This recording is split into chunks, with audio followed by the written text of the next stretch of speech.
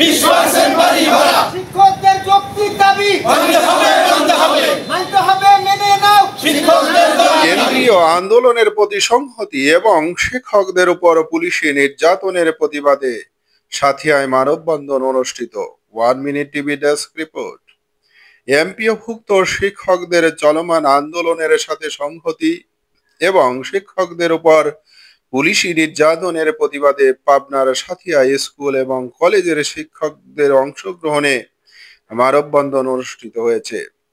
মঙ্গলবার দুপুর 12টার সময় সাথিয়া উপজেলা গেটের সামনে সাথিয়ার বিভিন্ন স্কুল এবং কলেজের শিক্ষকগণ এই মানববন্ধনে অংশগ্রহণ করেন। জোরগাছা ডিগ্রি কলেজের সহকারী অধ্যাপক আব্দুল হাইয়ের সভাপতিত্বে এবং দারামোদা খুয়াজউদ্দিন স্কুল অ্যান্ড কলেজের শিক্ষক নাসির উদ্দিনের পরিচালনায় উক্ত মানববন্ধনে বক্তব্য রাখেন সাথিয়া মহিলা ডিগ্রি কলেজের সহকারী অধ্যাপক লেখক ও নদী গবেষক ডক্টর মোহাম্মদ মনসুর আলম, জোরগাছা ডিগ্রি কলেজের সহকারী অধ্যাপক আনোয়ার হোসেন উল্লাস, সাথিয়া পাইলট বালিকা উচ্চ বিদ্যালয়ের প্রধান শিক্ষক মোহাম্মদ আজিবুর রহমান, সহকারী অধ্যাপক আশরাফ আলী, দৌলতপুর ইমাম হুসাইন একাডেমির শিক্ষক আনসার আলী, দারামোদা খুয়াজউদ্দিন স্কুল অ্যান্ড কলেজের শিক্ষক ইউনুস আলী এবং আব্দুস সালাম প্রমুখ। শিক্ষকগণ তাদের বক্তব্যে বলেন, 500 টাকা বাড়ি ভাড়ার প্রজ্ঞাপন বাতিল করে অবিলম্বে 20% হারে বাড়ি ভাড়া, 1500 টাকা চিকিৎসা ভাতা এবং মূল বেতনের 75% হারে উৎসব বোনাস প্রদানের আহ্বান জানান।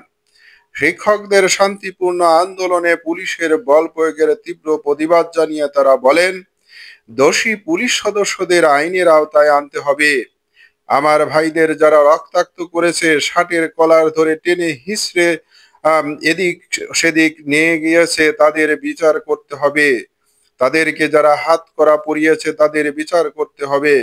বক্তারা আরো বলেন, কেন্দ্রীয় ঘোষিত শিক্ষকদের দাবি আদায়ের যে কোনো কর্মসূচি সাথিয়ার শিক্ষকগণ পালন করবে। মানববন্ধনে সাথিয়ার বিভিন্ন স্কুল কলেজের শিক্ষকগণ ছাড়াও প্রিন্ট ও ইলেকট্রনিক মিডিয়ার সাংবাদিক বৃন্দ উপস্থিত ছিলেন। ওদিকে ঢাকায় আন্দোলনরত এমপিওভুক্ত শিক্ষা জাতীয়করণ প্রত্যাশী জোটের সদস্য সচিব অধ্যক্ষ দেলোয়ার হোসেন আজিজি গতকাল শহীদ মিনার থেকে 20% হারে বাড়ি ভাড়া ভাতা সহ 3 দফা দাবিতে নতুন কর্মসূচি ঘোষণা দিয়েছিলেন।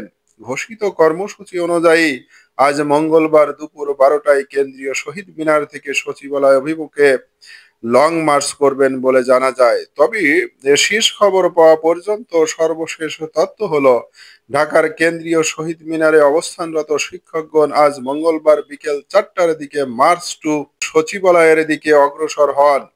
তবে পুলিশি বাধার কারণে তা পণ্ড হয়ে যায়। বর্তমানে তারা শহীদ মিনার চত্বরে অবস্থান করছেন এবং সরকারের পক্ষ থেকে কোনো প্রতিনিধি বা গঠনমূলক আশ্বাসও এখনো পর্যন্ত পাওয়া যায়নি বলে জানা যায়। জনাব আজিজি আরো বলেন, একই সঙ্গে প্রজ্ঞাপন না হওয়া পর্যন্ত কর্মবিরতি এবং শিক্ষকদের ঢাকায় অবস্থান কর্মসূচি সহ সব আন্দোলন চলবে। তিনি বলেন, রবিবার শিক্ষকদের উপর যে হামলা করা হয়েছে তা অত্যন্ত ন্যাক্কারজনক ঘটনা। আমাদের 5 জন সহযোদ্ধাকে পিটিয়েছে, আহত করেছে তারা। এই সরকার থেকে এটা আশা আমরা করিনি। শিক্ষকদের উদ্দেশ্যে তিনি বলেন, যেহেতু আমরা কর্মবিরতি ঘোষণা দিয়েছি সেহেতু আপনারা সবাই শহীদ মিনারে চলে আসুন। যদি কোনো প্রতিষ্ঠান প্রধান আপনাদের বাধা দেয় তাহলে সব শিক্ষক মিলে তাকে বাধা দেবেন। এদিকে এমপিওভুক্ত শিক্ষক কর্মচারীদের দাবির সঙ্গে সংহতি প্রকাশ করেছেন নাগরিক ঐক্য, জামায়াত ইসলামী, ইসলামী আন্দোলন, খেলাফতে মজলিস ও ইনকিলাব মঞ্চ সহ বিভিন্ন সংগঠন। তারা সরকারকে শিক্ষকদের দাবি মেনে নেওয়ার আহ্বান জানিয়েছেন। গতকাল বিকেলে সব রাজনৈতিক দল এবং সংগঠনের প্রতিনিধিরা কেন্দ্রীয় শহীদ মিনারে গিয়ে শিক্ষক কর্মচারীদের প্রতি সংহতি প্রকাশ করেন। সবাইকে ধন্যবাদ।